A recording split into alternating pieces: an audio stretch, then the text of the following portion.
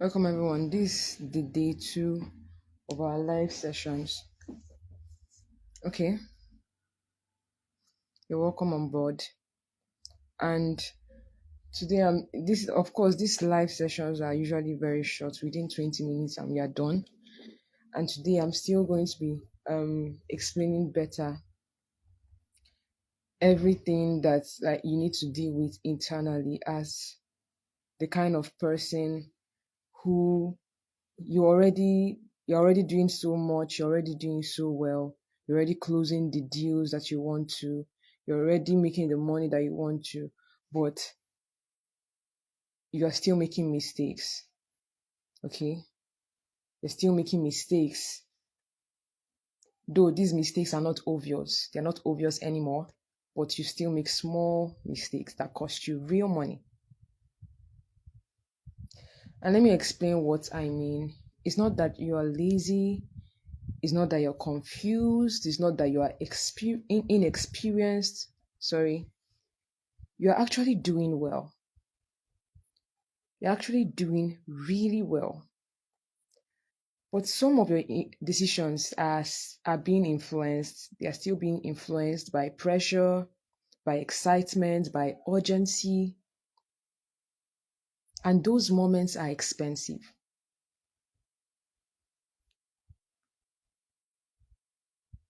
Most people think if I want better results, I need better strategy. So they are strategizing, they are writing down their plans and goals, and all of those things are really not bad. In fact, that's the real reason why you've been doing so much for yourself. You've been doing so much better than you used to. So it's not your problem.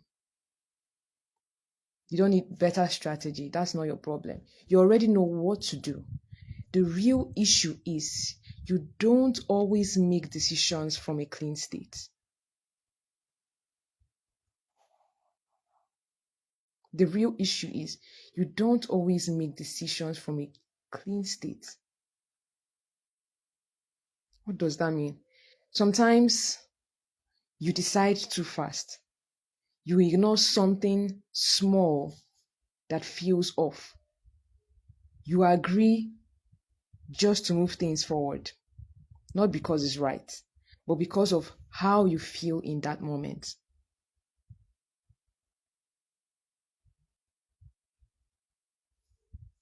I'm talking about something internal. So it's not about oh, peace, the network is misbehaving, but let me check. Please, I hope you can see and hear me.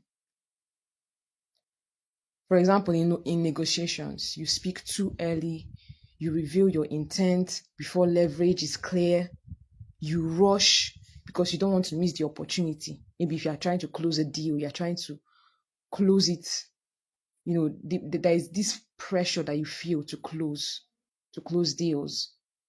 So you override small doubts. Instead of waiting, you move forward quickly. And then later you realize that you could have gotten better terms on that deal. Sometimes when opportunity shows up, something feels slightly off, but you're excited, so you ignore it. And later that small something that felt off becomes a real problem. And okay, when you're talking with people, for example, you react too quickly, you say something that you didn't need to say, and now you lost some control of the situation. When you are leading your organization, when you are leading leaders, when you are leading probably your family, you address things too late or too emotionally in the moment.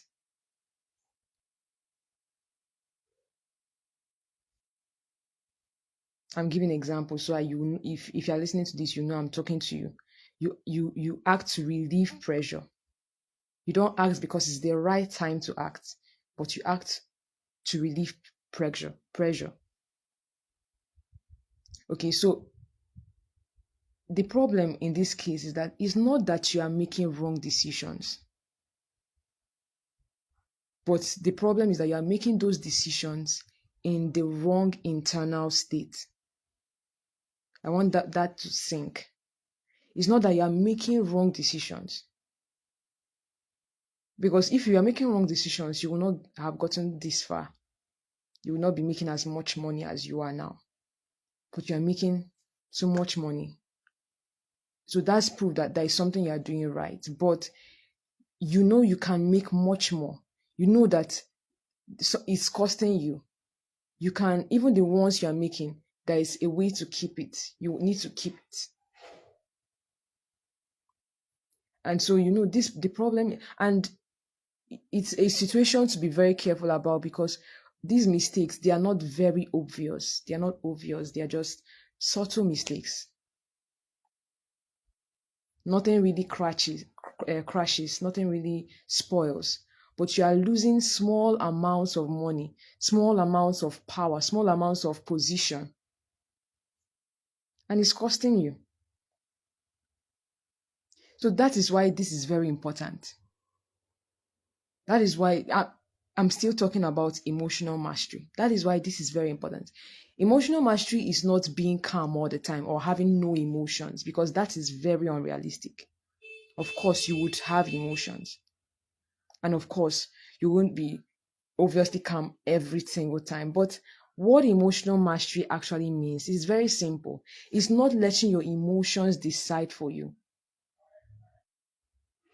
Not letting your emotions decide for you. Let me break that down. First of all, in situations like that, you ask yourself, like, it's important to note, probably you're about closing a deal, or you are going to be involved in a negotiation or something. It's important to really take note of how you are feeling. And then you ask yourself, okay, am I excited? Am I feeling pressure right now? Am I rushing?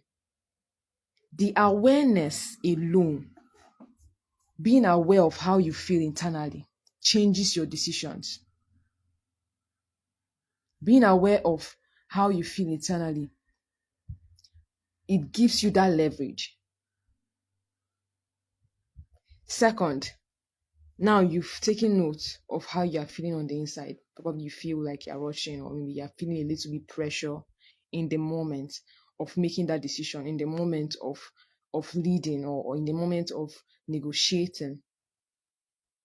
Now you've taken note of the emotion inside of you. Then you pause before acting. You pause before acting. You don't need to respond immediately. You can wait. You can ask more questions. You can take time. But you pausing before you act or you take a step, that saves money. The third thing is that you choose your response. So instead of reacting automatically, you can decide, okay, do I move now or do I wait? So the goal is not really to remove emotion. The goal is actually to take hold of the emotion, like control the emotion, so that the emotion is not the one running the decision. You are the one making the decision and not the emotion. Why this matters is that you don't need to work harder, because you're already working hard enough. You're already working hard. You don't need more opportunities. The opportunities have been coming. But if you just improve your decision making slightly, if you just negotiate better, like if you just improve your decision making slightly by mastering your emotions, handling them properly, you are going to find out a lot of changes. You can negotiate better, you can avoid bad deals, you keep stronger control in conversations, and you just observe that improvement, that overall improvement in your current level. So it's not about making more money. This is about keeping more of it, because you're already making the money. But you need to keep more of the money, and you need to keep making better, you need to make better decisions with the money that you are making. So if you know this is where you are sleeping, this is exactly your area, this is exactly your issue. Just trying to master yourself so that you can make the right deals, you can make things better, much better. If this is you, then this is exactly what we train. This is exactly what emotional mastery certification is about. It helps you stay in control when it actually matters. Because at your level, it's not the big mistakes that cost you, it's the small ones, the ones that you don't notice or people don't notice.